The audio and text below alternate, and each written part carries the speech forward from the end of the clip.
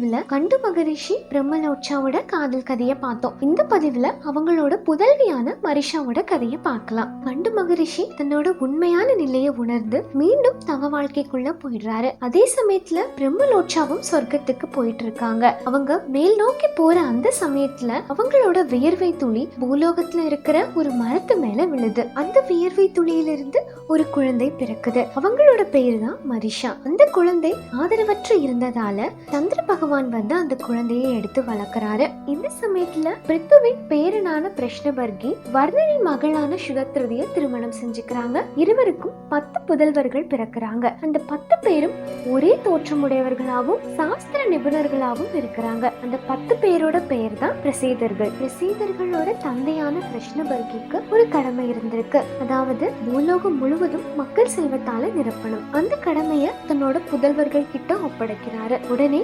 பிரசேதர்களும் கடலுக்கு அடியில 10,000 ஆண்டுகள் தவம் செய்யறதுக்காக போயிடுறாங்க. 10,000 ஆண்டுகள் நிறைவு பெறுது. பிரசேதர்கள் மீண்டும் கடலுக்குள்ள இருந்து வெளியே வராங்க. 10,000 ஆண்டுகள் ஆனதால பூலோகம் முழுவதும் மரம் செடி கொடின்னு நிரம்பி இருக்கு. மக்கள் வாழ்றதுக்கு இடமே இல்லாம இருக்கு. இதையெல்லாம் பார்த்த பிரசேதர்கள் மரங்களை வெட்டுறாங்க. அத்தோட நெருப்பு உருவாக்கி எரிக்கவும் செய்யறாங்க. இதையெல்லாம் பார்த்துட்டு இருந்த சந்திர பகவான் நேரா பிரசேதர்கள் கிட்ட வந்து அவங்கள தடுக்கிறாரு. உங்களோட கடமைக்காக இயற்கையை அழிக்காதீங்கன்னு சொல்லி அறிவுரை கூறிட்டு தன்னோட வளர்ப்பு மகளான மரிஷாவை அந்த 10 பிரசேதர்களுக்கும் திருமணம் செஞ்சு வைக்கிறாங்க. காரணம், மரிஷா கிட்ட ஒரு வரம் இருந்தது. அது என்னன்னு சந்திர பகவான் 10 பிரசேதர்கள் கிட்ட சொல்ல ஆரம்பிக்கிறாரு. போன ஜென்மத்துல மரிஷா ஒரு அரசனை திருமணம் செஞ்சு வாழ்ந்துட்டு இருந்திருக்காங்க. திருமணமான கொஞ்ச நாள்லயே அந்த அரசன் இறந்துடுறாரு. அதனால சிறு வயதிலேயே மரிஷா விதவை ஆயிடுறாங்க. தனக்கு புதல்வர்களும் இல்லாததால விஷ்ணுவை நோக்கி கடுமையான தவம் இருக்காங்க. இந்த ஜென்மத்துல எனக்கு கிடைக்காத